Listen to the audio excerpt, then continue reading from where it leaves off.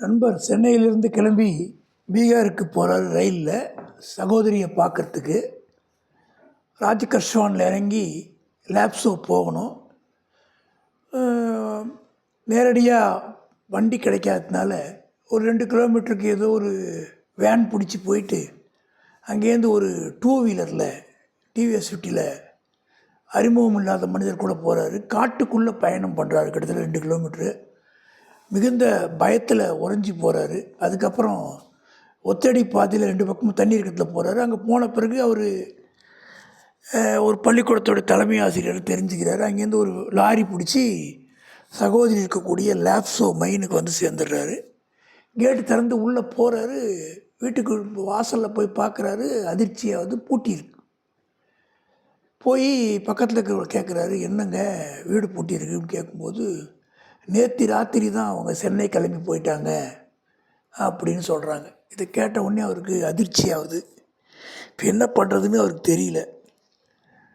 அந்த மொத்தமே 2-3 வீடு தான் அங்கே இருந்தது.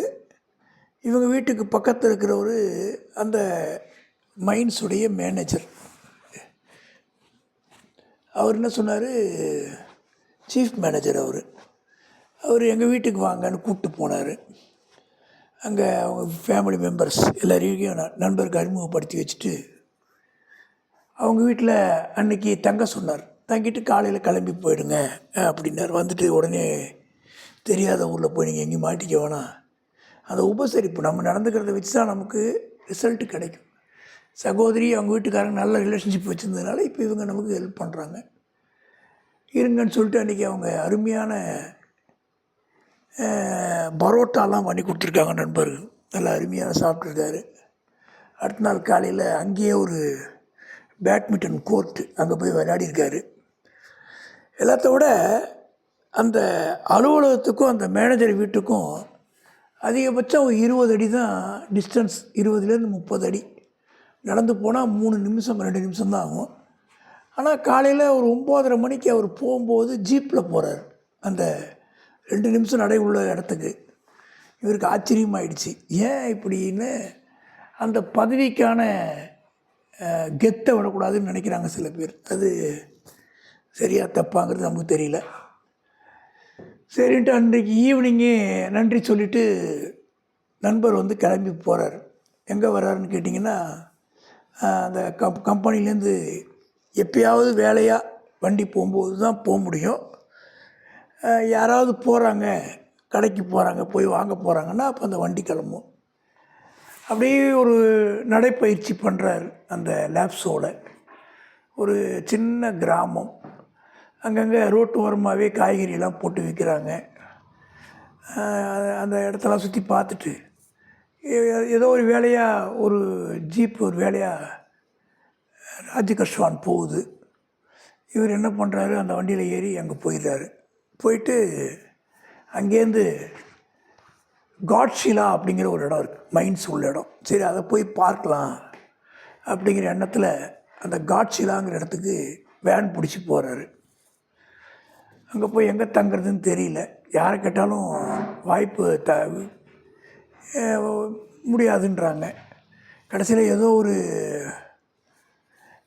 ஒரு நண்பர் வந்து ரெக்கமெண்டேஷன் பண்ணி ஒரு கெஸ்ட் ஹவுஸில் ஒரு ரூம் வாங்கி தர்றார் வாடகைக்கு.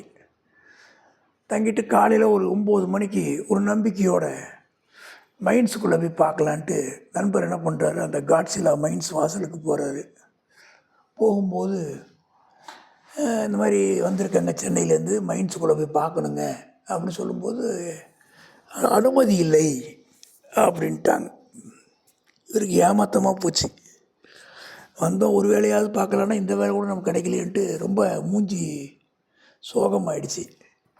அப்போ நண்பர் என்ன பண்ணியிருக்காரு, அவருடைய ரிலேஷன் ஒருத்தர் ஒர்க் பண்ணுறாரு சொன்னேன் இல்லையா, அவங்க சகோதரியோட வீட்டுக்காரர் ஒர்க் பண்ணுறாருன்னு சொன்னேன் லேப்ஸோவில்.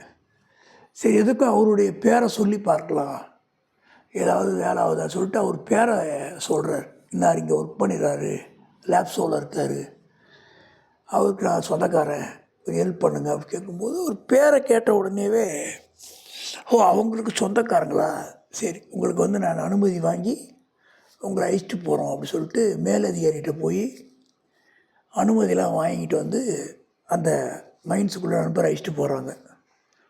ஒரு லிஃப்ட்டில் இறங்குறாரு, போய்கிட்டே இருக்கு. ரொம்ப ஆழம், அதிசயமாக இருக்குது. அவர் இப்படிலாம் பார்த்ததில்லை, முதல் தடவை பார்க்குறாரு.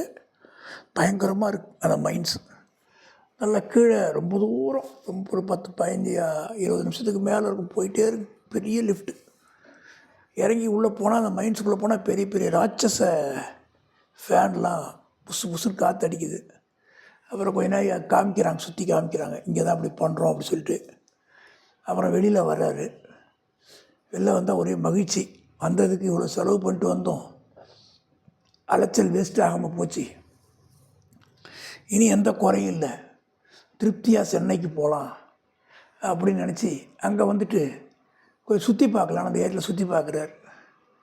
சுற்றி பார்க்கும்போது அங்கே இருக்கிற நண்பர்கள்ட்டெலாம் அவரை பற்றி, சொந்தக்காரரை பற்றி கேட்குறாரு. நிறைய பேருக்கு அவர் தெரிஞ்சிருக்குது, எல்லாம் நல்ல மனுஷன் அப்படி சொல்லி சொல்கிறாங்க.